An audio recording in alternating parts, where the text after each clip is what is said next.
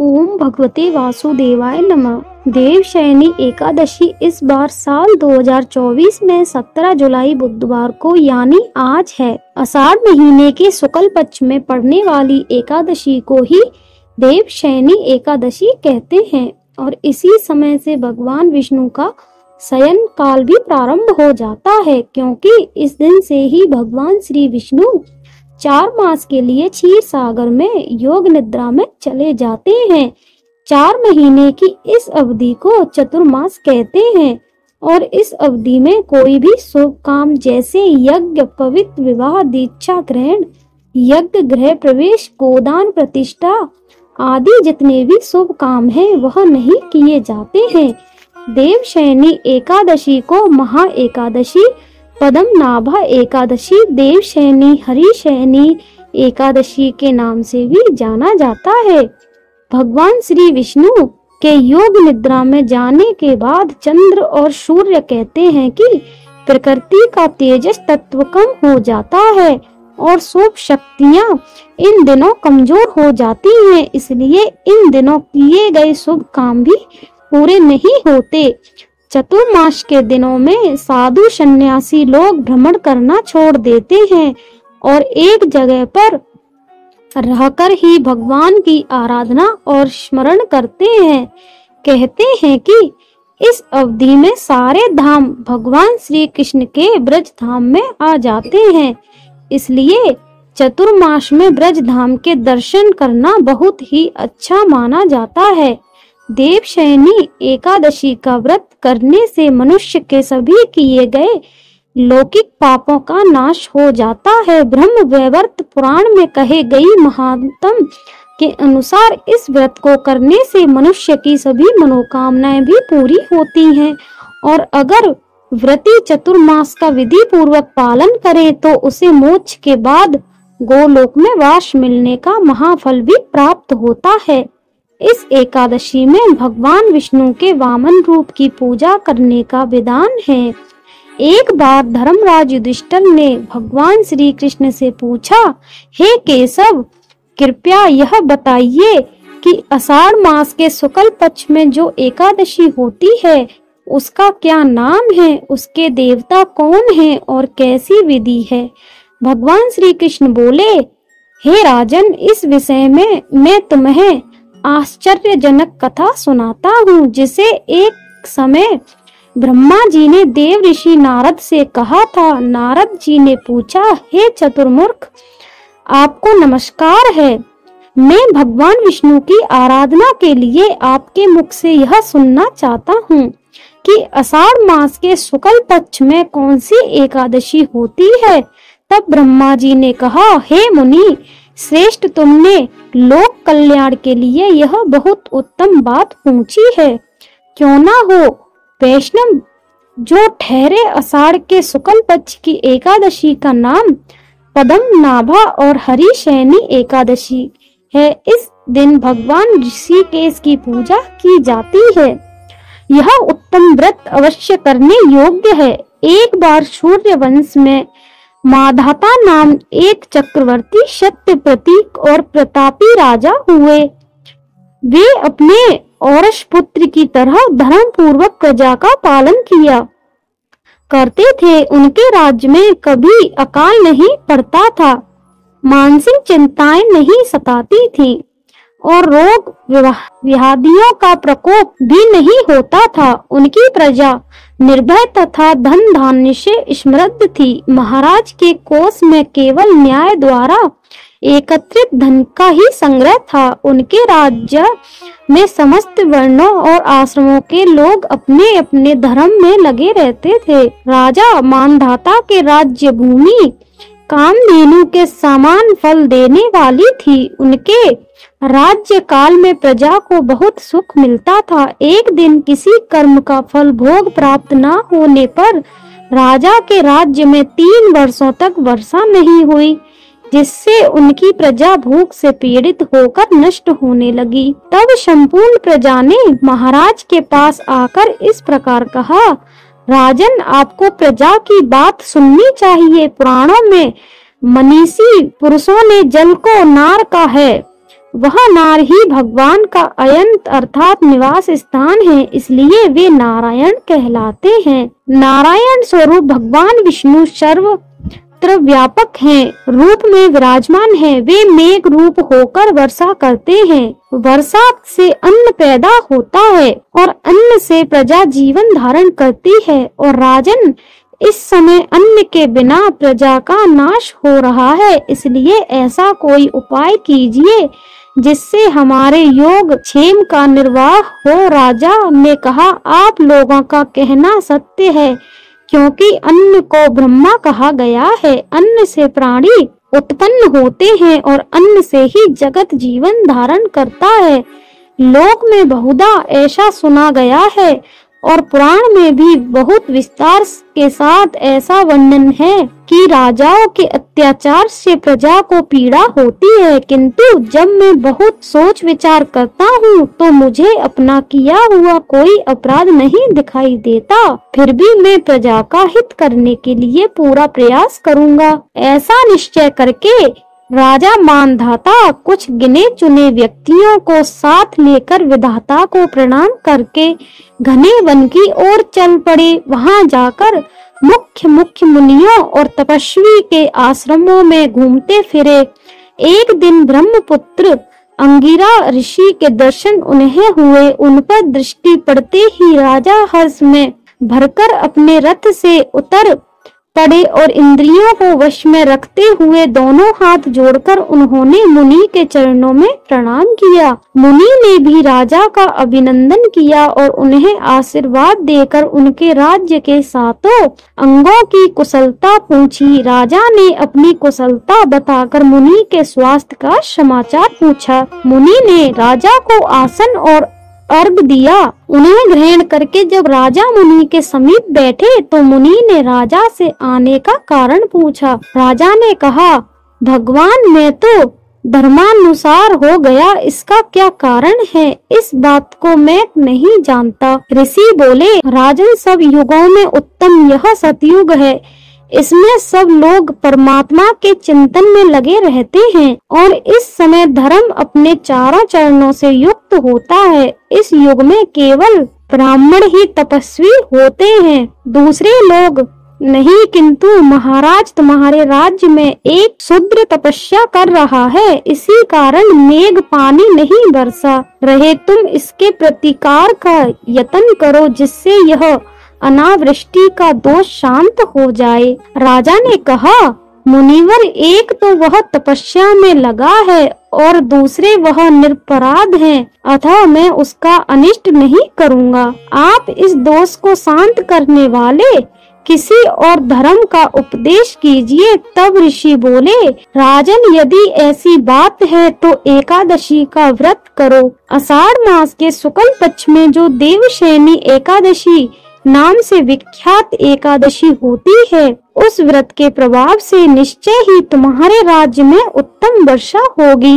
राजन, तुम अपनी प्रजा और परिजनों के साथ इस व्रत का पालन करो। ऋषि के यह वचन सुनकर राजा अपने घर लौट आए। फिर उन्होंने चारों वर्णों की समस्त प्रजा के साथ आषाढ़ के शुक्ल पक्ष की देवशयनी एकादशी का व्रत किया। इस प्रकार व्रत करने पर मेघ पानी बर आने लगे, पृथ्वी जल से भर गई और हरी भरी खेती से लहलाने लगी। उस व्रत के प्रभाव से सब लोग सुखी हो गए। भगवान श्री कृष्ण धर्मराज से कहते हैं, हे राजन, इस कारण इस उत्तम व्रत का अनुष्ठान अवश्य करना चाहिए। हे राजने, इस एकादशी के दिन दान करते समय जल से भरे घड़े को वस्त्र से ढककर दही और शक्कर का दान किसी योगी ब्राह्मण को दे देना चाहिए। साथ ही छाता और जूता भी देना चाहिए। यदि दान ना कर सको तो जिन्होंने गुरु मंत्र लिया है वह 5 माला अधिक जाप कर लो, और उन जिन्होंने कोई गुरु मंत्र नहीं लिया है वह इस दिन भगवान श्री हरि के नाम का मानसिक जाप कर सकते हैं। इस दिन भगवान विष्णु की सच्चे मन से प्रार्थना करते समय कहें कि हे श्री हरि, आपको नमस्कार है। जल में शयन करने वाले हे नारायण, भगवान आपको बारंबार प्रणाम है। मेरे पाप राशि का नाश करके आप मुझे सब प्रकार के सुख प्रदान करें। आप पुण्यात्मा जनों को भोग और मोक्ष प्रदान करने वाले हैं तथा सुखदायक हैं। भगवान श्री कृष्ण कहते हैं, हे राजन, इस एकादशी के महात्म को पढ़ने और सुनने से मनुष्य सब पापों से मुक्त हो जाता है। कथा समाप्त। प्रेम से बोलिए श्री विष्णु भगवान की जय, एकादशी माता की जय। अब सुनिए एकादशी माता की कथा। एक बार देव ऋषि नारद जी वैकुंठ लोक गए। वहां उन्होंने भगवान श्री नारायण जी को प्रणाम किया। फिर नारद जी ने श्री नारायण जी से कहा, प्रभु, पृथ्वी पर अब आपका प्रभाव कम हो रहा है। धर्म पर चलने वालों को कोई शुभ फल प्राप्त ही नहीं हो रहा। जो पाप कर रहे हैं उनका तो भला हो रहा है। तब श्री नारायण भगवान कहने लगे, देव ऋषि, ऐसा नहीं है। जो भी हो रहा है सब नियति के कारण हो रहा है। देव ऋषि नारद जी बोले, प्रभु, मैं तो देख कर आ रहा हूँ कि पापियों को तो अच्छा मिल रहा है और भला करने वाले, धर्म के रास्ते पर चलने वाले लोगों को बहुत बुरा फल मिल रहा है। वे महान दुख भोग रहे हैं। तब भगवान कहने लगे, अच्छा देव ऋषि, कोई ऐसी घटना बताओ जिससे तुम्हें ऐसा अनुभव हुआ हो।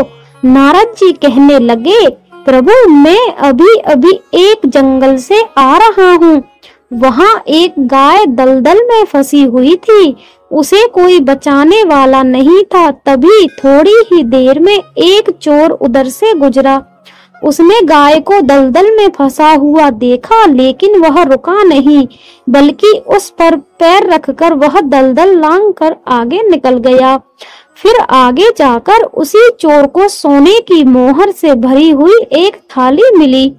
थोड़ी देर के बाद वहां से एक वृद्ध साधु महाराज गुजरे। उन्होंने उस गाय को दलदल से निकालने की पूरी कोशिश की और पूरी ताकत लगाकर आखिरकार उस गाय को निकाल लिया। लेकिन प्रभु, मैंने देखा कि गाय को दलदल से निकालने के बाद भी जब वह साधु महाराज आगे गए तो खुद एक गड्ढे में गिर गए और उन्हें चोट भी लग गई। बताइए प्रभु, यह कौन सा न्याय है कि जिसने गाय की मदद की उसे दुख मिला, बल्कि जो गाय के ऊपर पैर रखकर आगे बढ़ गया उसे सोने की मोहरों भरी थाली मिल गई।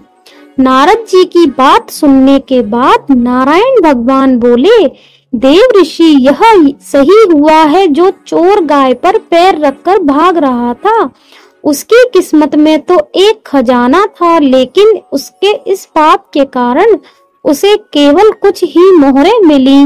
वहीं इन साधु महाराज को गड्ढे में इसलिए गिरना पड़ा क्योंकि उनके भाग्य में मृत्यु लिखी हुई थी, लेकिन गाय को बचाने के कारण उनके पुण्य बढ़ गए और उनकी मृत्यु एक छोटी सी चोट में बदल गई। देव ऋषि, इंसान के कर्म से ही उसका भाग्य तय होता है, इसलिए अच्छे कर्म करना कभी भी किसी भी परिस्थिति में छोड़ना नहीं चाहिए। यह सुनकर नारद जी बहुत प्रसन्न हुए और लक्ष्मी नारायण भगवान की जय जयकार करते हुए बैकुंठ लोक से चल दिए। प्रेम से बोलिए श्री लक्ष्मी नारायण भगवान की जय, देव ऋषि महाराज की जय। अब आप सभी बहुत ही प्रेम से एकादशी माता की कथा भी सुनिए। एक बार एक बूढ़ी माँ ने वृद्धावस्था में एकादशी का व्रत रखा।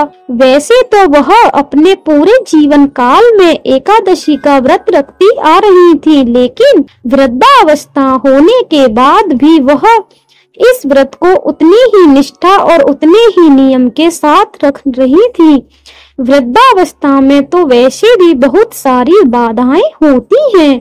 वैसे तो बूढ़ी माँ को भगवान की कृपा से सारी सुख सुविधाएं प्राप्त थी, लेकिन फिर भी वह अपने परिवार की सुख समृद्धि की कामना से इस कठिन व्रत को रखने लगी। वे अधिकतर एकादशी का व्रत निर्जल ही रखती थी। एकादशी का दिन आने पर उन्होंने इस बार भी निर्जल व्रत रखा।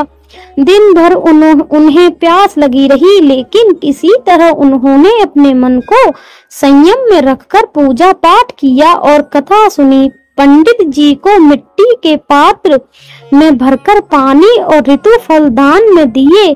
दोना भरकर शक्कर भी बांटी। उन्हें गर्मी के कारण बहुत बेचैनी हो रही थी, इस कारण से वह बड़ी देर तक पानी में हाथ पैर डालकर बैठी रही, पानी से बार बार कुल्ला करती रही। तब कहीं जाकर उन्हें थोड़ी देर के लिए आराम मिला, चैन पड़ा, लेकिन थोड़ी देर के बाद उनका फिर मुंह सूखने लगा। एक तो धूप बहुत तेज पड़ रही थी, इस कारण बूढ़ी माँ बहुत ही बेचैन हो रही थी। एक तो बुढ़ापा, ऊपर से भयंकर गर्मी।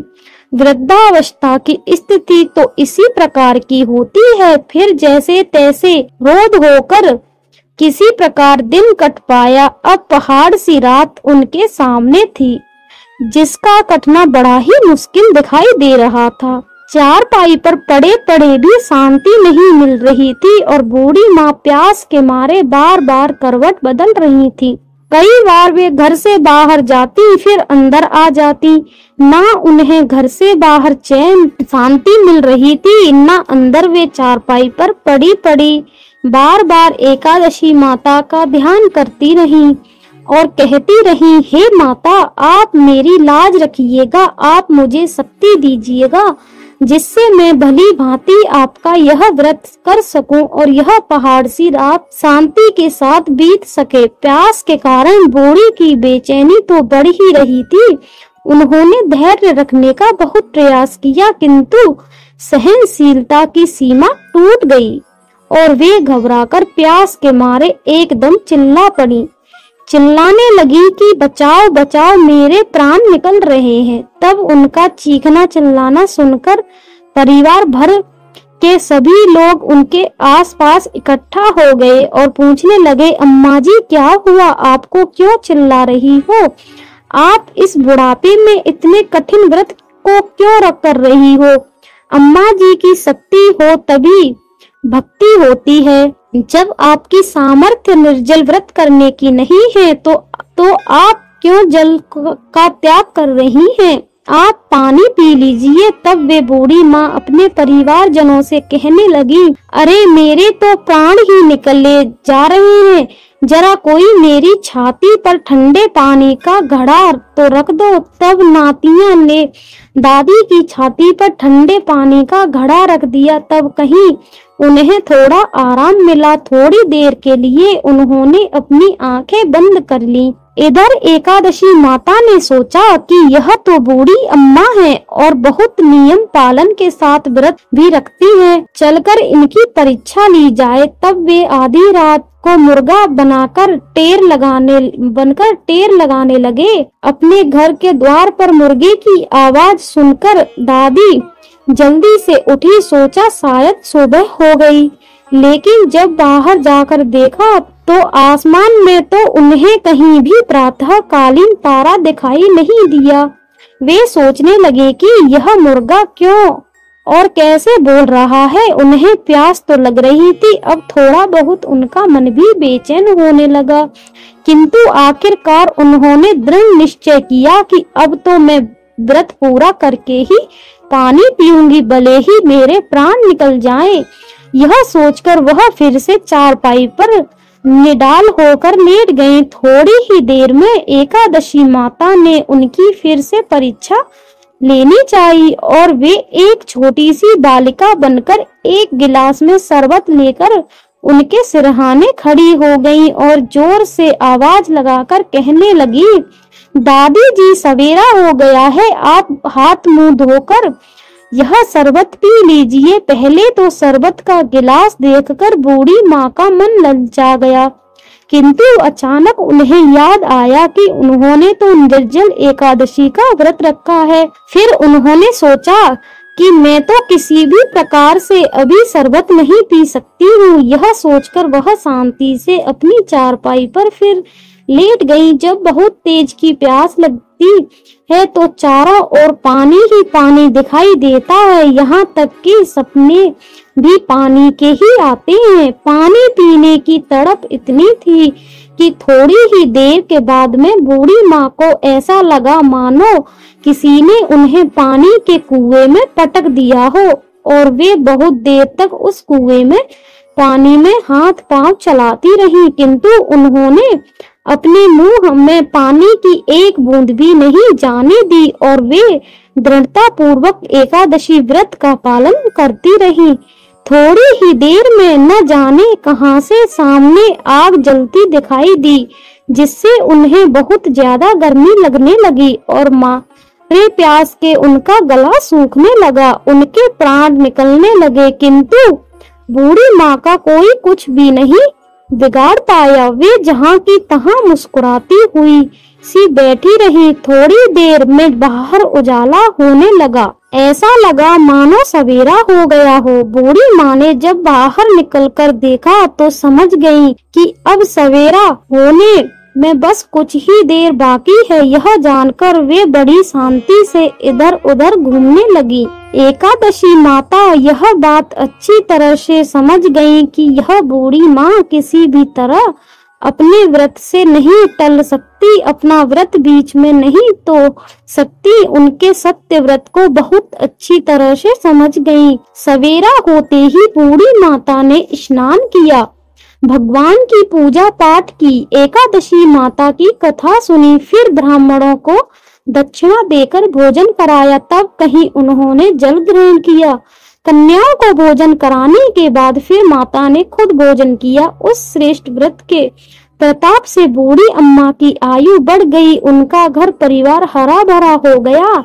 घर में अब किसी प्रकार का कोई अभाव नहीं रहा और वे हर तरह के सुख साधनों से संपन्न हो गई। नाती नातिन से उनका घर भर गया और वे उसी दिन से 12 महीने की एकादशी का व्रत उसी प्रकार निर्जल रखने लगी। और फिर एकादशी व्रत पुण्य प्रताप से वह अपने जीवन में हर प्रकार के सुख भोग कर अंत में वैकुंठ धाम को चली गई। हे एकादशी माता, जैसे आपने उन बूढ़ी माँ और उनके परिवार जनों को सुख समृद्धि प्रदान की, जैसे आपने बूढ़ी माँ को अंत में मोक्ष प्रदान किया, वैसे ही इस कथा को सुनने वाले सभी भक्तों को सुख सुविधाएं प्रदान कर उनकी मनोकामनाएं पूर्ण करना और मोक्ष प्राप्ति की इच्छा रखने वाले भक्तों को मोक्ष प्रदान करना। प्रेम से बोलिए एकादशी माता की जय।